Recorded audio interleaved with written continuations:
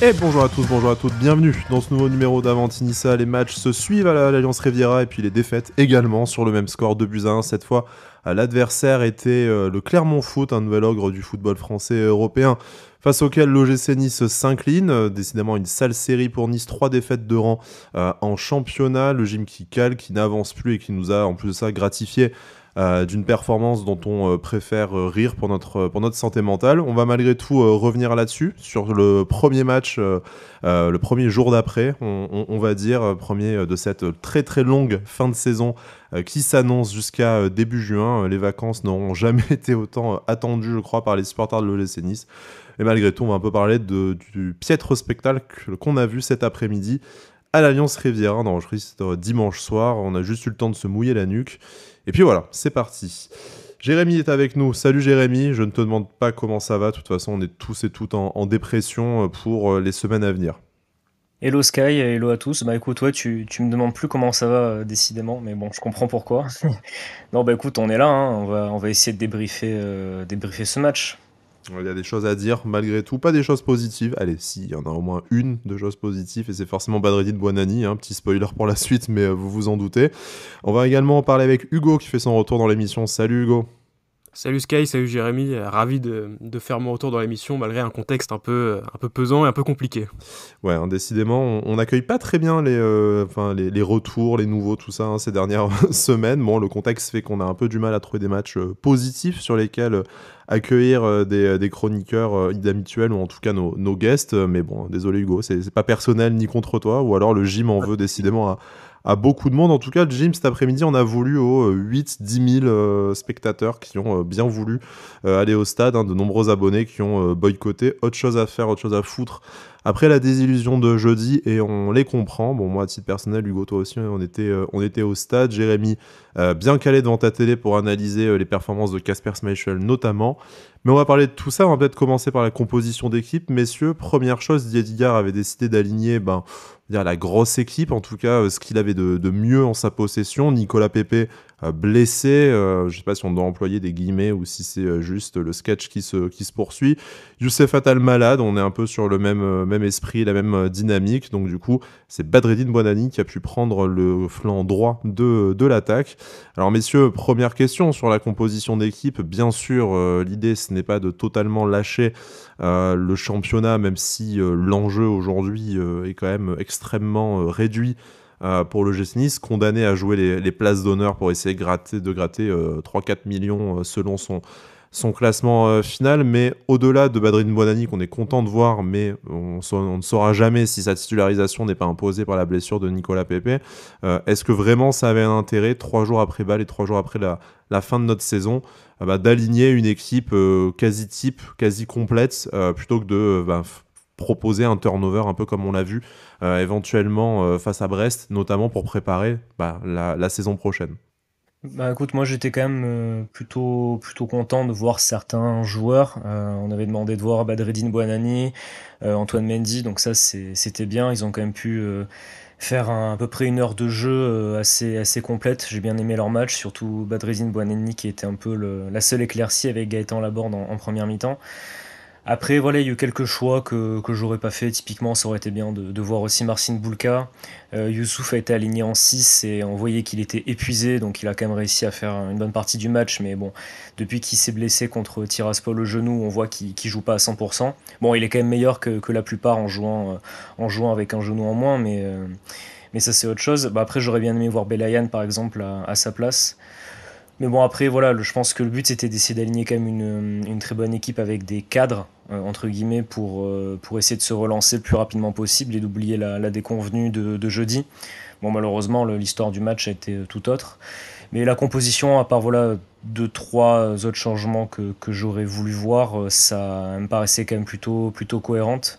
Et c'est que les changements en cours de match. C'était pas comme je dis, mais justement, les changements en cours de match étaient un tout petit peu plus logiques. Ils n'ont pas forcément apporté, mais dans l'esprit, c'était quand même un peu plus logique. Mais de toute façon, on voyait qu'on avait une équipe qui était très fatiguée physiquement, mais aussi mentalement. Et ce qui nous a donné un match très déplaisant à regarder.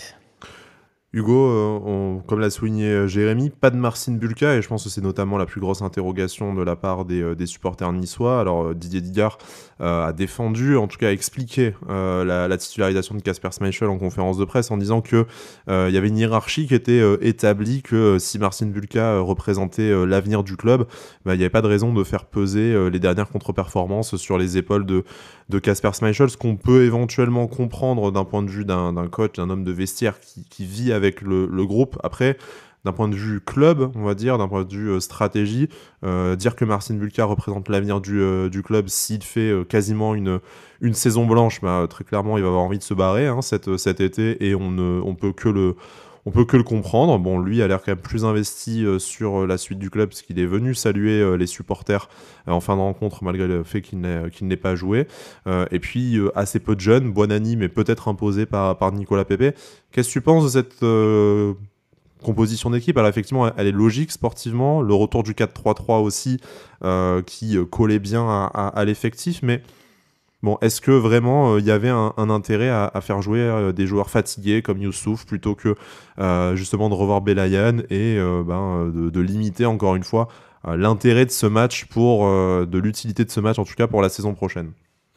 Ouais, je suis assez d'accord avec tout ce que vous avez dit sur la compo. J'ai pas vraiment envie d'attaquer Digard sur le 11 de départ, à part sur l'épineux cas du gardien, où je pense qu'à mon avis, il s'est retrouvé coincé avec la gestion qu'il a imposée vis-à-vis de Schmeichel et Bulka. Il l'avait dit quand Bulka était revenu avant Tiraspol qu'il avait mis une hiérarchie en place et qu'il allait s'y tenir jusqu'au bout, et pour faire en sorte que Schmeichel prenne de plus en plus de place dans le groupe, ce qu'on a vu qu'il commençait à faire.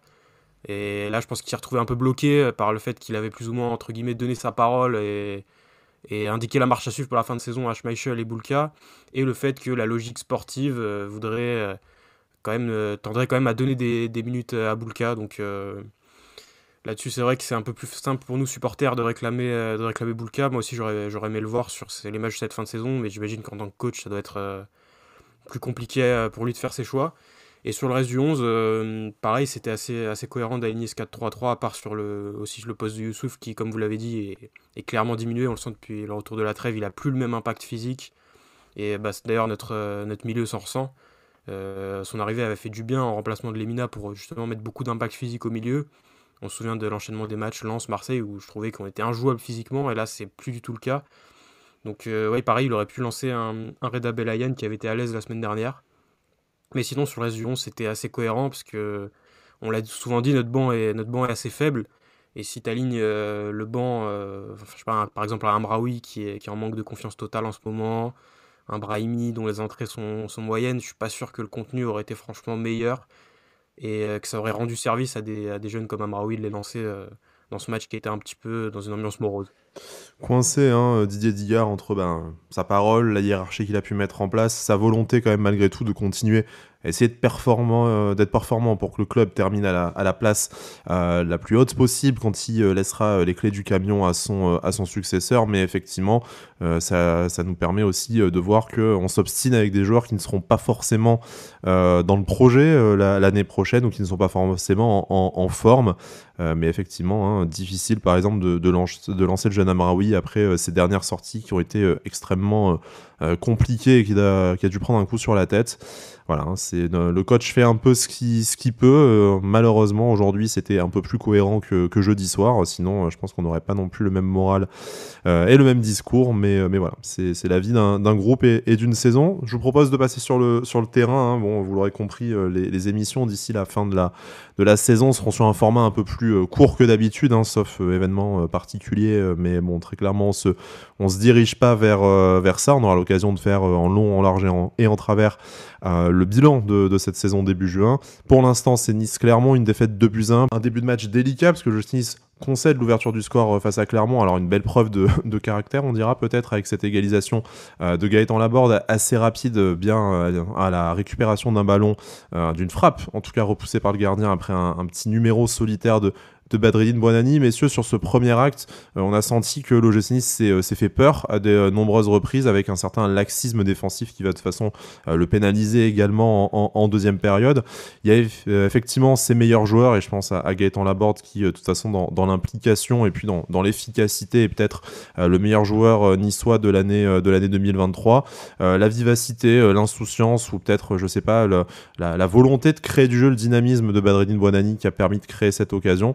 Mais au-delà de ça, en fait, c'est dans le premier acte un gym somme toute extrêmement fragile qui du coup a concédé l'ouverture du score, notamment sur une occasion offerte au Clermontois avec cette relance de Kasper Schmeichel. Vraiment un niveau de jeu, je ne vais pas dire abyssal, mais on n'en est pas loin, parce que même si Clermont aujourd'hui nous dépasse au classement, c'est quand même un adversaire que normalement tu dois pouvoir taper 2 ou 3-0 facile quand tu as les ambitions qu'a l'OGC Nice aujourd'hui. C'est ça, et en plus, c'était un Clermont qui a plus grand-chose à jouer, qui est déjà maintenu et qui, je trouve, a même pas fait un match forcément, forcément très bon, parce ils ont joué, mais c'était tranquille, quoi, hein. Ils ont pas fait un gros match, ils ont bien défendu, puis en fait, ils ont attendu d'avoir des occasions, et puis contrairement à nous, ils ont été réalistes. Même en fin de match, quand Kawi fait son interview, en fait, il dit ouais, c'est bien, on a gagné, mais il avait l'air même pas forcément heureux, parce qu'il disait oui, c'est bien, mais voilà. Enfin, c'était assez étrange. Mais après, non, voilà, ce match m'a fait penser un petit peu au match que l'on avait lors de la saison avec Patrick Vieira et Adrien Urcea, où il y a des matchs qu'on perdait à la maison. Je me rappelle face à Saint-Étienne, par exemple, où en fait on avait un fond de jeu totalement vide et on donnait des buts en fait à l'adversaire. C'était très très très frustrant à regarder parce qu'il y avait rien à voir. C'était vraiment compliqué, et là on voyait qu'elle était touchée par l'élimination de jeudi, et surtout physiquement c'était très très dur, je trouve, pour certains. C'était vraiment compliqué. Heureusement, on a eu certains joueurs, justement, comme tu l'as dit, Bouanani, Laborde, qui ont essayé un peu de faire sortir la tête de l'eau à toute l'équipe. Ça a fonctionné sur l'égalisation. Moi, j'ai eu un espoir en début de seconde mi-temps, parce que il y a eu quand même quelques intentions d'aller essayer de gagner ce match. Malheureusement, encore une fois, on n'a pas été réaliste devant les buts. Ça devient habituel de toute façon. Et après, on est trop friable défensivement. On prend un but, encore une fois, totalement évitable, hein. On répète les choses semaine après semaine, mais on n'est pas efficace dans la surface et dans les deux surfaces, en fait. Donc on prend un but évitable où la défense est pas là, hein. Il y a Dante qui essaie de défendre, qui a essayé de défendre tout le match, c'était le seul. Et Probablement après, le meilleur défenseur niçois sur voilà. cette rencontre. Il n'a pas Ou fait le moins un pire, excellent je ne sais match, pas. mais voilà, le moins pire.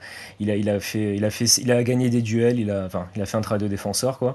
Et bon, après, Schmeichel qui arrête pas vraiment les tirs compliqués. Donc bon, sur le premier but, je lui en veux pas forcément sur le but en lui-même. Il fait une mauvaise relance, mais après, le tir est beau en lucarne. Sur le deuxième but, il peut quand même faire largement mieux, je trouve. En tout cas, mieux Non, que après, d'être voilà, pris c'était un match. à contre-pied, hein, parce que bon, très belle photo. Oui, non, mais.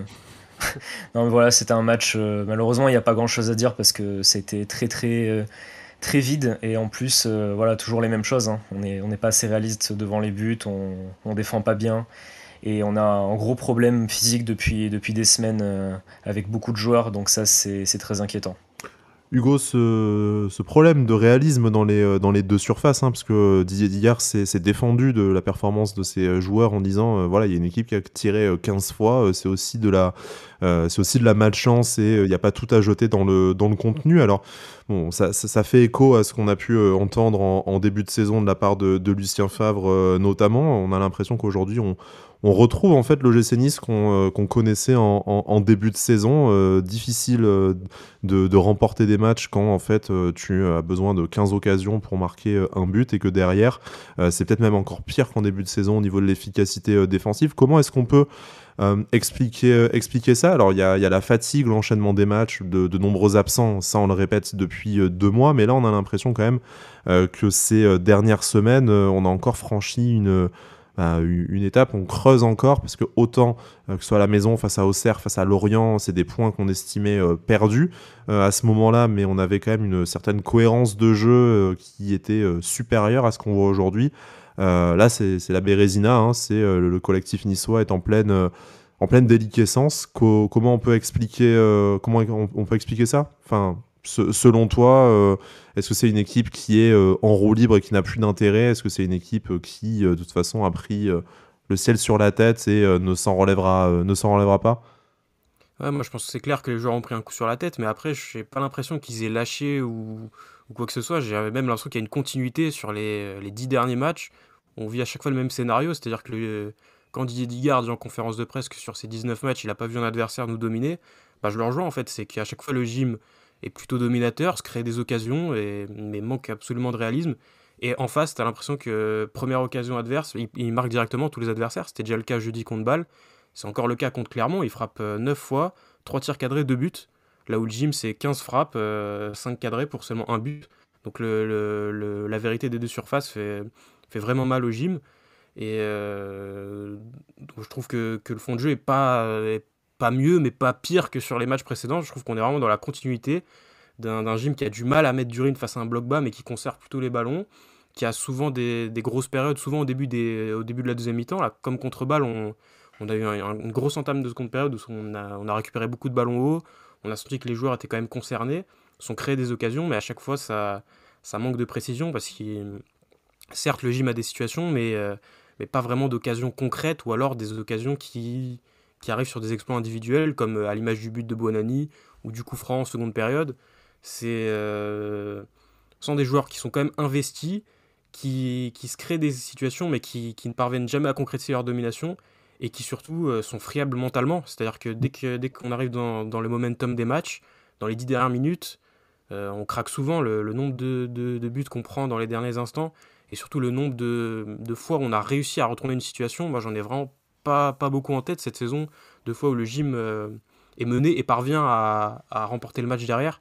Donc je vois une équipe qui est toujours aussi qui est dans la continuité de ces derniers matchs, toujours aussi peu réaliste et toujours aussi friable mentalement et qui ne parvient jamais à concrétiser sa domination. Alors, c'est intéressant ce que tu dis, parce que tu cites des statistiques, parce qu'on ne peut pas aller à l'encontre de ce que dit Didier Digard. Il y a eu 15 frappes, effectivement, plus de tirs cadrés de la part de l'OGC Nice que de son adversaire. Après, si on parle de qualité d'action et d'occasion, et tu le soulignes, Hugo, en disant qu'en fait, c'est venu la plupart du temps d'exploits individuels. Il y a eu des frappes qui sont venues du côté, parce qu'il y a eu des rushs, des ballons longs qui ont été récupérés. En fait, ça n'a jamais abouti en fait d'un mouvement trop rarement, d'un mouvement construit, d'un mouvement collectif, même si on ne demande pas le tiki-taka non plus, mais enfin on voit sur notamment le deuxième but de Clermont, et ben ça enchaîne 3-4 passes rapidement au milieu de la défense niçoise, et ben forcément du coup ça la déstabilise trop facilement certainement, et on va en parler dans quelques minutes, mais c'est vrai que du côté de l'OGC Nice en fait c'est toujours cette construction collective qui fait vraiment défaut. Moi je sais pas vous, mais du stade j'ai notamment vu un moment où une occasion, enfin une tentative de construction d'occasion de la part de l'OGC Nice, et en fait tu te retrouves avec Terem Moffi qui est au 25 mètres en position de numéro 10, ben forcément du coup il a personne plus haut que lui sur le terrain, et donc un nombre de solutions extrêmement limitées. En plus on sait que Terem c'est pas ses qualités d'aller comme a pu le faire Buonanni dribbler 4 défenseurs clermontois pour se présenter face au gardien. Donc voilà, vraiment, est-ce que c'était le 4-3-3 parce que on sait que l'association avec les deux devant, Laborde, Moffi, ça a pu quand même fonctionner ces dernières semaines. Est-ce que c'est voilà, un retour de karma aussi? On ne le saura sûrement jamais, on verra dans les prochaines semaines. Je voulais m'arrêter sur deux sujets avec vous. Le premier, vous en avez déjà un peu parlé en fil rouge, c'est la défense, manque de vérité dans les deux surfaces, et c'est notamment le cas en défense. Jérémy, tu as évoqué le manque d'arrêt décisif de Kasper Schmeichel, même si sur les deux buts clermontois, je sais pas trop ce qu'il peut faire mieux, peut-être une meilleure relance déjà sur le premier, mais bon, en termes d'arrêt, c'est bien joué par l'attaquant, et notamment notre bête noire, Kawi, qui marque un but par saison, et c'est contre nous. Mais au-delà du cas de Kasper Schmeichel, ce qui nous inquiète aussi, c'est le niveau de cette défense, et à commencer par celui de Jean-Claire Todibo, qui, on a l'impression, n'est jamais réellement revenu du rassemblement de l'équipe de France. Ouais, et puis, je trouve qu'il fait des matchs en fait qui sont pas mauvais, mais j'ai un peu l'impression qu'il est absent.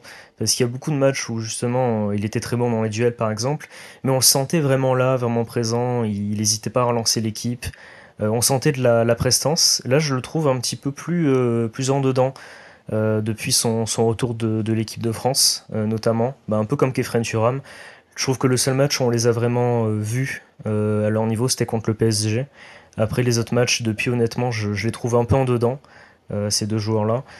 Et du coup, ben, malheureusement, si tu as un Dante qui continue à essayer de faire le travail, mais qui commence à être fatigué par la saison, je pense, et un Jean-Claire Todibo qui est moins impérial, malheureusement, tu vois tout de suite sur des petits détails les changements et on paye quasiment en cash après les erreurs qu'on fait défensivement. Donc je pense qu'il y a un peu beaucoup de choses. Je pense aussi que mentalement, par exemple, Jean-Claire Todibo commence à être aussi un peu fatigué parce qu'ils ont longtemps tenu la maison derrière. Je pense qu'à force aussi, même inconsciemment, il doit être un peu fatigué. Donc j'en veux pas du tout d'être moins décisif. Hein. Je peux le comprendre. Il nous a tellement sauvé de matchs qu'on peut pas lui en vouloir. Mais en tout cas, c'est vrai que c'est un constat. Ça fait plusieurs matchs qu'il est un peu moins. On le sent moins en jambes aussi. Donc j'espère que ça ira mieux pour lui.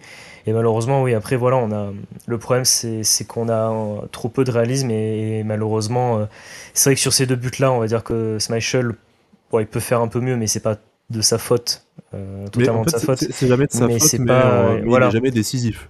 C'est ça en fait, c'est que il est jamais vraiment décisif et t'as l'impression qu'en fait dès qu'on subit une occasion, enfin moi je suis jamais rassuré. Dès qu'on prend un tir, je me dis ouh là là, qu'est-ce qui va se passer? Parce que tu sais que, enfin, Smashon me rassure pas. Il y a même la frappe qui va sur le poteau, sur son poteau en première mi-temps. Il a l'air d'être absolument pas prêt en fait Hmm. à sauter. En fait, il reste sur ses appuis et heureusement qu'il y a poteau parce que sinon bah ça rentre. Et voilà, je le sens pas serein et il a l'air aussi très énervé parce que bon là dès qu'il prend un but à chaque fois là on l'a vu sur le deuxième but il a dégagé assez avec véhémence le ballon donc enfin on sent de la colère aussi de la part de l'équipe donc non cette défense de toute façon c'est comme on l'a dit hein, c'était notre force et là on a un peu perdu cette force là ce qui nous a quand même coûté très très cher sur les derniers matchs notamment en Coupe d'Europe c'est très dommage parce que je pense que si on avait gardé cette force là on aurait quand même quelques points supplémentaires et je pense qu'on serait en demi-finale de Conference League, donc c'est très dommage. Mais bon, on va essayer de trouver. Espérons qu'on trouve les ressorts. Hugo, Jean-Claire Todibo, du coup, qui est quand même dans peut-être dans la moins bonne forme de sa carrière à l'OGC Nice, lui qui avait été impérial et irréprochable quasiment du premier jour de son arrivée. Là, c'est vraiment moins bien. Ça coïncide avec cette sélection en équipe de France. Je ne sais pas s'il faut y voir un lien, mais en tout cas, depuis cette trêve-là internationale, c'est quand même beaucoup moins performant. En tout cas, il n'est plus aussi décisif. Alors, Jérémy a évoqué quelques pistes. Hein. Il y a aussi quand même une saison qui est très lourde en termes de nombre de matchs, puisqu'on a quand même fait relativement peu tourner la défense centrale. Hein. Mattia Vitti peut en témoigner notamment. Sûrement aussi une fatigue mentale, hein, avec énormément de choses. Voilà, leader de l'équipe qui l'a tenu quasiment à lui tout seul, une première sélection. Enfin, on comprend, ce n'est qu'un jeune joueur, hein, après tout, même si on a tendance à l'oublier. Comment est-ce que tu expliques est-ce qu'il y a d'autres facteurs selon toi et surtout quel impact ça peut avoir pour notre fin de saison et puis on va pas se mentir le mercato qui arrive aussi parce que potentiellement ce sont les derniers matchs de Jean-Claire Todibo à l'OGC Nice, on ne sait pas mais en tout cas c'est une probabilité par rapport à son on va dire son attractivité sur le marché des transferts. Ouais, c'est ça, exactement comme vous l'avez dit. Moi, je le sens un peu éteint depuis vraiment ce match à Angers en retour de trêve où on concède un but sur lequel il est fautif et où, de manière inhabituelle, il est pas présent physiquement et il laisse passer un ballon sur une action qui n'était pas du tout dangereuse. Et à l'image de ce but à Angers, finalement, à part ce match contre le PSG, où on imagine que le fait d'avoir Galtier en face, d'avoir un gros match avec beaucoup d'exposition, ça l'a motivé. Le reste, il passe un petit peu au travers. Contre Bâle, il fait une faute grossière dans la surface, puis derrière, on concède. Il est aussi impliqué sur le second but. Là, aujourd'hui, sur le premier, il n'est pas impliqué, mais sur l'action qui amène le renvoi de Schmeichel, il y a le poteau de Clermont sur lequel Todibo et Dante se parlent pas du tout sur un centre et laissent l'attaquant de Clermont tout seul dans la surface. Donc cette action amène ensuite le but. Donc ouais, je le sens un petit peu éteint, il communique pas avec Dante, on le sent, il ne parle plus non plus sur les conférences de presse d'après-match, donc c'est peut-être en zone mixte, ça c'est peut-être un détail, mais ça veut dire aussi beaucoup, parce qu'il était habitué quand même à venir souvent prendre la parole. Et comme vous l'avez dit, le retour de l'équipe de France, même s'il n'a pas joué, on sentait que c'était un objectif pour lui, et comme tous les sportifs, quand ils atteignent un objectif, forcément après il y a une petite redescente. Et en plus, c'est venu se greffer à ça l'affaire Galtier, dans lequel il est quand même plutôt en première ligne.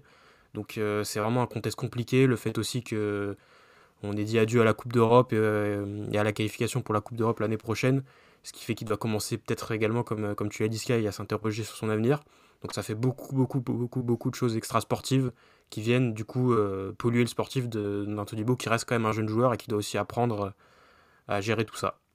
On aura l'occasion d'en reparler naturellement du mercato et de l'avenir de Jean-Claire Todibo, mais puisque vous en avez parlé, et tant qu'on est sur le sujet, je voudrais aborder un autre international, celui qui pour le coup est rentré en jeu pendant la dernière trêve avec l'équipe de France, c'est Khéphren Thuram. Un match à l'image, on va dire, des mauvais matchs de Khéphren Thuram. On ne peut pas lui enlever que il a couru, il a essayé de porter le ballon, il a fait ces chevauchés qu'on apprécie, en tout cas qui font sa signature footballistique, mais au final pour une efficacité zéro, hein. Il s'est quand même beaucoup empalé sur les défenseurs clermontois. Il n'a que rarement donné le ballon, en tout cas pas dans le bon timing, à sa décharge.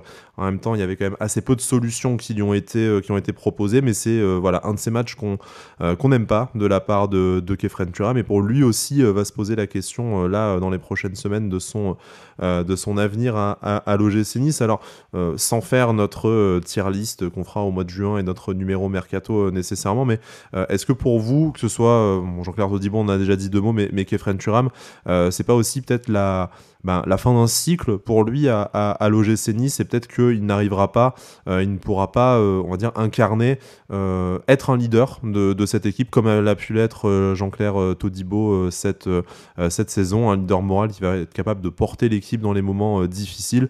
Et du coup, est-ce qu'en fait, il n'est pas le candidat peut-être le plus naturel au départ pour que l'OGC Nice déjà récupère un beau chèque et fasse une belle plus-value sur un joueur arrivé gratuit, on le rappelle, et lui aille dans une équipe et dans un club qui tourne mieux et sur lequel il aura peut-être une pression, en tout cas une attente individuelle qui sera légèrement inférieure. Je pense que déjà la première chose, c'est qu'il a quand même disputé énormément de matchs aussi cette saison. Et on l'a vu aujourd'hui notamment. Bon, il a quand même essayé, on peut pas lui reprocher. Mais je le trouve vraiment dans le dur physiquement aussi. Enfin, notamment aujourd'hui. Bon, après, c'est plutôt les matchs justement comme jeudi où j'attends plus de lui parce que c'est un international, hein. Il est rentré 5 minutes avec l'équipe de France, mais il est dans l'équipe de France ou pas loin. Et justement, quand c'est comme ça, tu as quand même un statut, on attend plus de toi. Et on attend globalement, moi de sa saison, j'en attendais quand même un tout petit peu mieux parce qu'il a fait certains bons matchs, même de très bons matchs. Mais trop souvent, en fait, on s'est dit, mais on l'a pas assez vu ou il n'a pas été assez décisif. Donc bon, malheureusement, ça reste un très bon joueur, mais pour moi, je pense que cet été, il va partir de toute façon quand on voit les clubs qui sont intéressés par lui. Je pense pas qu'on va le retenir coûte que coûte.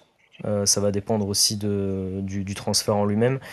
Mais voilà, enfin, je trouve que c'est malheureusement un joueur qui fait une saison, moi, qui me déçoit un peu parce que j'avais vraiment de très hautes attentes.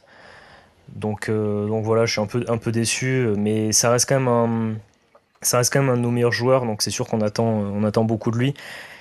Mais voilà, enfin, c'est un cas un peu compliqué parce que c'est un joueur où des fois tu te dis, ben, il va débloquer une situation, tu t'attends à ce qu'il le fasse, et je sais pas si on attend trop de lui en fait à chaque match ou pas. Donc c'est un peu compliqué parce qu'en plus des fois il joue un peu à gauche puis après il rejoue au milieu puis voilà des fois il est un peu baladé de poste en poste donc je sais pas si ça l'aide aussi dans son registre donc voilà je pense que de toute façon je me fais pas d'illusions, il partira cet été à mon avis, et je pense que c'est quand même peut-être la meilleure chose pour lui parce qu'il faut qu'il passe un cap.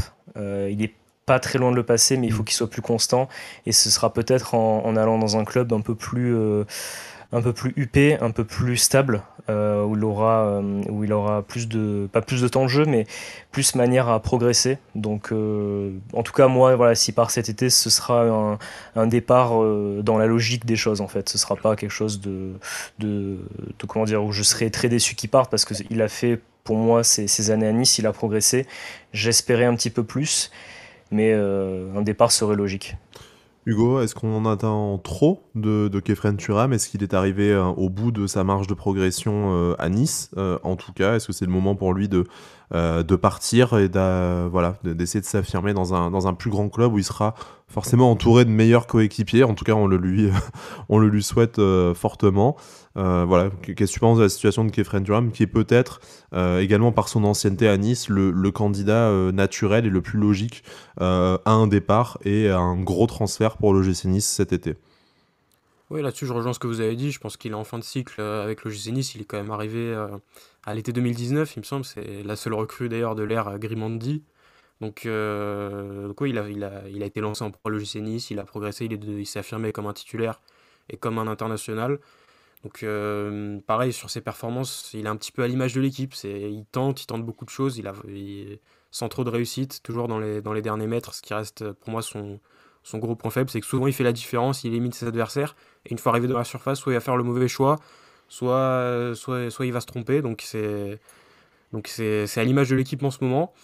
Et pour son avenir, et pour la question de savoir si on en attend trop, je pense qu'on en attend trop dans le sens où c'est pas le profil d'un joueur qui peut débloquer le jeu d'une équipe de par sa technique. C'est un joueur qui, je trouve, a besoin d'espace. Hmm. Et c'est pour ça qu'il était très à l'aise la saison dernière, je trouve, sous Galtier, parce qu'il pouvait partir de plus loin, on jouait plus en transition. Et c'était vraiment adapté à son style de jeu. Là, cette année, on a quand même essayé de jouer avec des blocs un peu plus hauts.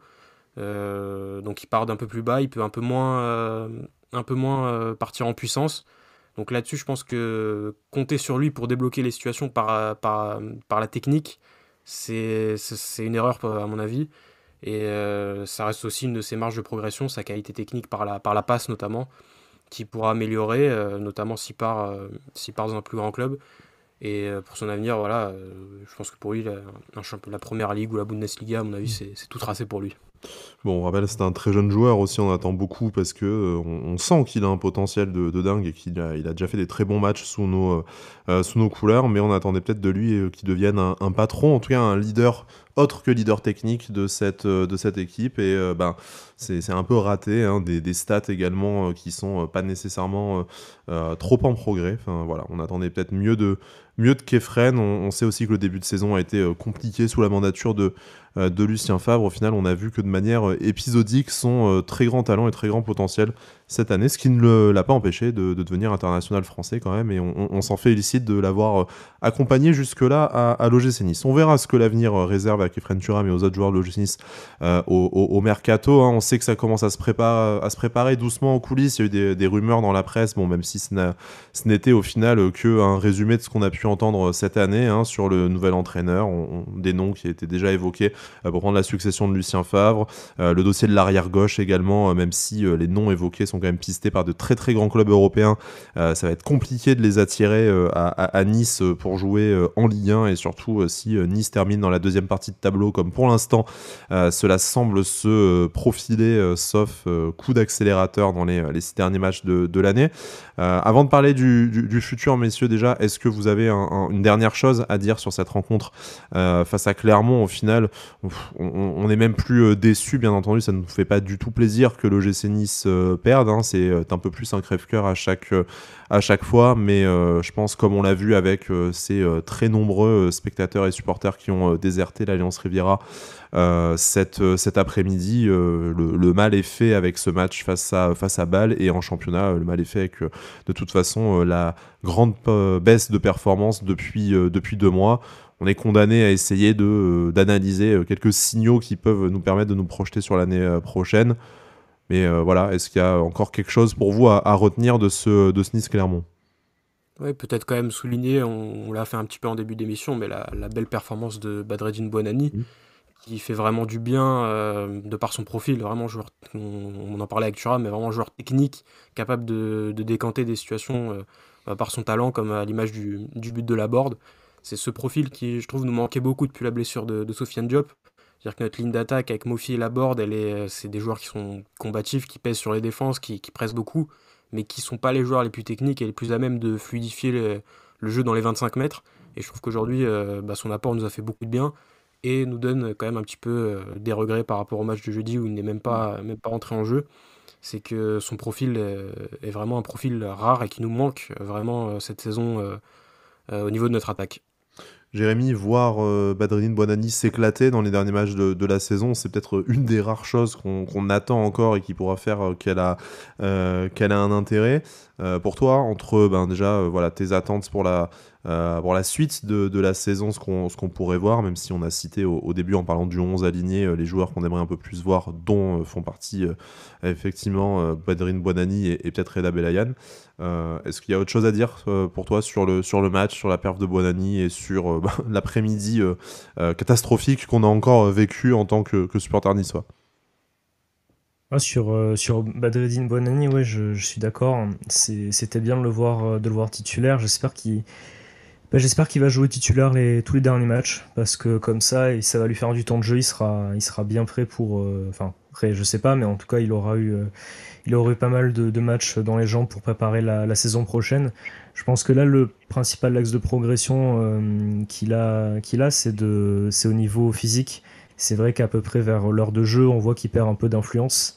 On le voit moins. Donc, essayer de voir si on peut lui donner plus de temps de jeu de manière à chaque fois gagner 5 minutes par exemple chaque match pour qu'il puisse s'habituer à jouer tout un match. Donc, non, c'est un, c'est vraiment l'éclaircie de ce match-là. Après, j'étais content aussi de voir Antoine Mendy. Et c'est vrai que j'aimerais bien voir un peu Reda Belayan parce qu'on manque un peu de cette touche technique à la première relance. Ça serait bien de voir s'il peut nous aider dans ce secteur-là. Parce qu'on a trop de déchets à ce moment-là sur les seconds ballons et à la relance. Ça nous handicape pas mal sur ces relances-là. Après non, j'ai pas forcément beaucoup d'autres points. Je pense que, enfin moi j'aimerais bien qu'on finisse quand même la saison le plus haut possible. Hein. J'espérais qu'on puisse passer devant Reims, notamment aujourd'hui, pour essayer de gratter quelques places d'ici la fin de saison pour finir le plus haut possible. Mais bon, on va déjà essayer de regagner un match, ça serait déjà pas mal. Essayer de regagner un match, essayer de ne pas rattraper le triste record de Claude Puel et les 7 défaites d'affilée en championnat avec Lucas Véronèse au cage, notamment à l'époque, on se souvient. Essayons d'éviter ça, ça sera peut-être le challenge justement de la fin de saison. Et puis voilà, hein, espérer voir un maximum de jeunes joueurs. Et puis voilà, essayer d'avoir des motifs d'espoir pour la saison prochaine. Je vous propose de conclure notre émission là aujourd'hui, parce que de toute façon, voilà, vous avez vu le match, donc vraisemblablement si vous écoutez cette émission. Si vous ne l'avez pas vu, vous avez eu du pif, hein, parce que très clairement, c'était encore pas beau à voir. Comme dirait Dewey, on n'en attendait rien et on a été quand même déçus. Jérémy, Hugo, merci beaucoup de m'avoir accompagné dans ce moment. C'est malgré tout toujours agréable de parler du gym entre passionnés, et c'est bien pour ça qu'on continue cette émission malgré l'absence d'enjeu pour la fin de saison. Vous revenez quand vous le voulez. Vous savez que vous êtes ici dans cette émission chez vous. Et puis malgré tout ça, Issa Nissa. Issa Nissa. Issa Nissa.